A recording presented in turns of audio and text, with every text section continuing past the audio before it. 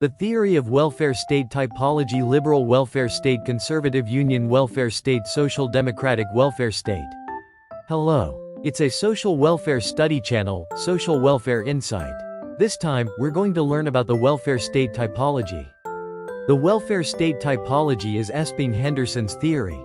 It is described as a liberal welfare state, a conservative welfare state, and a social democratic welfare state, according to the degree of decommodification, the form of the national social hierarchy, and the relationship with the mayor and family. First, to understand the welfare state typology, the welfare system and decommodification, and we're going to find out what the hierarchical form is. The replication system is how welfare production is distributed among the state, the market, and the family, or the state that is the source of welfare provision. In the process of production and distribution of welfare, the market, the way families are bound and interdependent.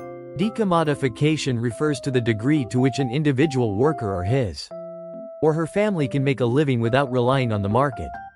The measurement variables are the income replacement rate of pension, the income replacement rate of unemployment benefits, and it includes the payment period, and the application ratio to the economically active population, under the premise that the hierarchical system is a key mechanism for creating the social hierarchy and hierarchy of the welfare state. It is a standard for classifying the types of welfare systems. Then, let's start with a liberal welfare state, a conservative welfare state.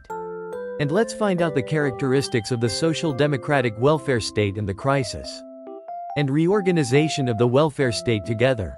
Follow me well. A liberal welfare state. The liberal welfare state recognizes the basic role of market mechanisms. Protection is limited to the most vulnerable, because it applies strict principles of selectivism. Public assistance programs based on asset surveys are relatively important. Social welfare expansion is restricted, and social rights are restricted. Liberal welfare states emphasize the principle of personal responsibility and self-help. There is a high dependence on welfare on families and the private sector. The state will remain at the level of an auxiliary role. Decommodification is low, inequality is severe. It creates a confrontational relationship between classes. A country that adopts a liberal welfare state, US, UK, Canada, Australia, New Zealand, etc. A conservative welfare state. A conservative welfare state is created by the state, acting as the primary social welfare provider. The role of the market is relatively less emphasized. In conservative welfare states, social welfare benefits are viewed as social rights. Social insurance focuses on income security. When workers are removed from the market, these countries are heavily dependent on social insurance. The degree of decommodification and redistribution effect are moderate. The country that adopts a conservative welfare state is Austria, France, Germany, and Italy. A social democratic welfare state. A social democratic welfare state has a great decommodification effect for universalist principles and social rights. Social democratic forces play a pivotal role in expanding the welfare state. We pursue the highest level of middle-class equality through a universal insurance system that covers all classes. Also, the union is well organized. We also actively reflect it in the policy-making process. As a result, they actively intervene before the welfare recipients run out of market capabilities. Most of that protection costs socialize. Active labor market policies and full employment policies are economic and social welfare policies. It shows that it's integrated. As a country adopting a social democratic welfare state, Sweden and other Scandinavian countries. Next, let's look at the crisis in the welfare state. The problems of the financial crisis, the legitimacy crisis, the government crisis, the socio-cultural crisis. I'm going to take a look at these four. A matter of legislative crisis. Because of defense spending and overstretched social welfare spending, there's a fiscal deficit. The political structure of the welfare state is defined by the government's reduction of welfare expenditure. It makes it difficult to resolve the fiscal deficit. Balance enactment by reducing welfare benefits or increasing tax revenues. It's difficult because it can bring resistance from the people. A legitimacy crisis. The welfare state resolves the evils of capitalism through parliamentary ISM and welfare policies. If the belief that social justice can be achieved is lost, public opinion on the welfare state deteriorates. Reduced support for left-wing parties, resistance to taxation. It also comes as resistance to the tax burden during the economic downturn. A government crisis. The large-scale expansion of the government sector loses flexibility and efficiency. Government monopoly comes as inefficiency, rigidity. Eventually, the expansion of the welfare state comes as a burden on the economy and the government. A socio-cultural crisis. Social solidarity is destroyed. Anomie and egoism have expanded, with increasing normative instability and weakening of social ties. Divorce rates and suicide rates increase, which raises the question that welfare state programs do not adequately respond to new changes. In order to get out of this crisis, welfare states will be able to do so. What kind of efforts did they make? Liberalism, conservatism, and social democracy. Let's look at the reorganization of the welfare state. The liberal way. It is adopted by many countries, including the United States, the United Kingdom, Canada, New Zealand, and Australia.